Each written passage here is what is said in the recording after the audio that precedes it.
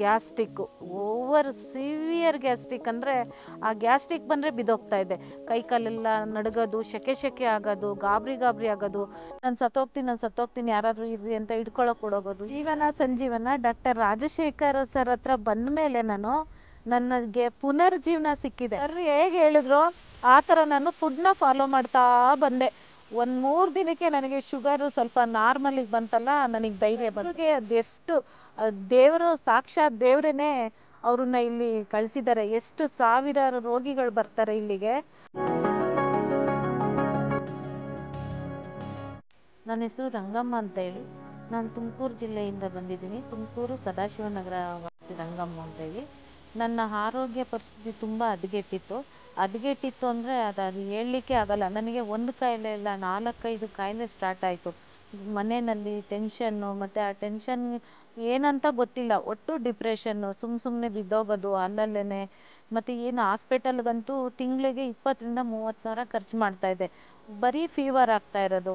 ಮತ್ತು ಏನೇನೋ ಮೈಂಡ್ ಅಂತೂ ಏನೇನೋ ಆಗೋದು. ಎಲ್ಲರೂ ರಂಗಮ್ಮನಿಗೇನೋ ಮೆಂಟಲಿ ಅಪ್ಸೆಟ್ ಆಗಿದ್ದಾರೆ, ಅವ್ರಿಗೆ ನನಗೆ ನಿಮಾನ್ಸಿ ಕರ್ಕೊಂಡೋದ್ರು, ಮತ್ತು ಸೈಕಿಯಾಟಿಸ್ಟ್ ಹತ್ರ ಕರ್ಕೊಂಡೋದ್ರು. ಎಲ್ಲರೂ ಇವ್ರ ಆರೋಗ್ಯ ಚೆನ್ನಾಗಿದೆ, ಎಲ್ಲ ಚೆನ್ನಾಗಿದೆ ಅನ್ನೋರು. ಹೋಗ್ತಾ ಏನಾಯಿತು ಅಂದರೆ ನನಗೆ BP ಬಂತು. BP ಬರ್ತಿದ್ದಂಗೆನೇ ಟ್ರೈಗ್ಲಿಸರೈಡ್ ಜಾಸ್ತಿ ಆಯಿತು. ಅದಾಯ್ತಿದ್ದಂಗೆ ಮತ್ತೆ ಟ್ಯಾಬ್ಲೆಟ್ ಸ್ಟಾರ್ಟ್ ಮಾಡಿದೆ. ಟ್ಯಾಬ್ಲೆಟ್ ಸ್ಟಾರ್ಟ್ ಆದಮೇಲೆ ನನಗೇನಾಯ್ತು, ಕೈಯೆಲ್ಲ ವೈಬ್ರೇಷನ್ ಆಯಿತು. ಯಾಕೆ ಮೇಡಮ್ ಅವರೇ ನೀವು ಎಷ್ಟು ಚೆನ್ನಾಗಿ ಆಗಿ ವರ್ಕ್ ಮಾಡ್ತಾಯಿದ್ರಿ, ಹಿಂಗಾಗಿದೆ ಸರ್? ನನಗೆ ಈ ಥರ ಗ್ಯಾಸ್ಟ್ರಿಕ್ಕಿಂದ ನೋಡಿ, ಏನೇ ಕಾಯಿಲೆ ಬರಬೇಕು ಅಂದರೆ ಗ್ಯಾಸ್ಟ್ರಿಕ್ಕು ಮೂಲ ಕಾರಣನೇ ಗ್ಯಾಸ್ಟ್ರಿಕ್ಕಿಂದನೇ ನನಗೆ ಪ್ರತಿಯೊಂದು ಕಾಯಿಲೆನೂ ಬಂತು. ವೀಸಿಂಗ್ ಪ್ರಾಬ್ಲಮ್ಮು ಸಿಕ್ಕಾಬಟ್ಟೆ.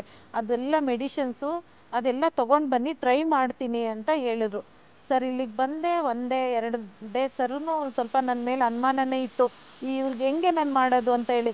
ಆಮೇಲೆ ಇವ್ರೇನು ನನಗೊಂದು ಸ್ವಲ್ಪ ಧೈರ್ಯ ಕೊಟ್ಟರು, ಈ ಥರ ಮಾಡಿ ಒಳ್ಳೇದಾಗುತ್ತೆ, ನೀವು ಧೈರ್ಯ ಮಾಡಬೇಕು. ಏನಿಲ್ಲ, ಒಂದು ಮೆಡಿಷನ್ ಕೊಡಲ್ಲ, ಒಂದು ಮಾತ್ರೆ ಕೊಡಲ್ಲ, ಒಂದು ಇಂಜೆಕ್ಷನ್ ಕೊಡಲ್ಲ, ಏನೂ ಕೊಡಲ್ಲ. ಆಹಾರದಲ್ಲೇ ಪ್ರತಿಯೊಂದು ಕಾಯಿಲೆಗೂ ಇಲ್ಲಿ ಸಜೆಸ್ಟ್ ಇದೆ. ಅಂದರೆ ಶ್ರದ್ಧೆಯಿಂದ ಅವ್ರು ಹೇಳ್ದಂಗೆ ನಾವು ಪಾಲನೆ ಮಾಡಿದ್ರೆ ಖಂಡಿತ ನಾವು ಜೀವನನ ಸಾಕಷ್ಟು ಆಯುಷ್ನ 10 ವರ್ಷದಲ್ಲಿ ಸಾಯೋರ್ನ 10 ವರ್ಷ ಬದುಕಿಸ್ತಾರೆ ಇಲ್ಲಿ. ಅಂಥ ಅದ್ಭುತವಾದಂಥ ಶಕ್ತಿ ಇಲ್ಲಿ ಇದೆ ಡಾಕ್ಟರ್ ರಾಜಶೇಖರ್ ಅವರು. ಹೇಗೆ ಹೇಳಿದ್ರು ಆ ಥರ ನಾನು ಫುಡ್ನ ಫಾಲೋ ಮಾಡ್ತಾ ಬಂದೆ. ಒಂದು 3 ದಿನಕ್ಕೆ ನನಗೆ ಶುಗರು ಸ್ವಲ್ಪ ನಾರ್ಮಲಿಗೆ ಬಂತಲ್ಲ, ನನಗೆ ಧೈರ್ಯ ಬಂತು. 5 ವರ್ಷದಿಂದ ಬರ್ತಾ ಇದ್ದೀನಿ. ನಾನು ಇಲ್ಲಿ ಟ್ರೀಟ್ಮೆಂಟ್ ತಗೊಂಡೋಗಿ 6 ತಿಂಗಳು ನಾನು ಎಲ್ಲ ತಿಂತೀನಿ. ಸರ್ ಹೇಳಿದಾರ ಅನ್ನ ತಿನ್ನಬೇಡಿ ಅದು ಇದು ಅಂತ ಬೇರೆಯವರೆಲ್ಲ ಹೇಳ್ತಾರಲ್ಲ, ನಾನು ಅನ್ನನೂ ತಿಂತೀನಿ, ಮುದ್ದೆನೂ ತಿಂತೀನಿ, ಸ್ವೀಟು ತಿಂತೀನಿ. ಬಟ್ 6 ತಿಂಗಳವರೆಗೂ ನನಗೆ ಶುಗರ್ ರೈಸ್ ಆಗಲ್ಲ. ಮತ್ತು BP ಮಾತ್ರೆ ತೊಗೊಳ್ತಾ ಇದ್ನಲ್ಲ, ಇವಾಗ BP ಮಾತ್ರೆ ಬಿಟ್ಟು 5 ವರ್ಷ ಆಯಿತು. BP ಮಾತ್ರೆ ತೊಗೊಳ್ತಾ ಇಲ್ಲ, ಕೊಲೆಸ್ಟ್ರಾಲ್ ಮಾತ್ರೆ ತೊಗೊಳ್ತಾ ಇಲ್ಲ, ಶುಗರ್ ಮಾತ್ರೆ ತೊಗೊಳ್ತಾ ಇಲ್ಲ.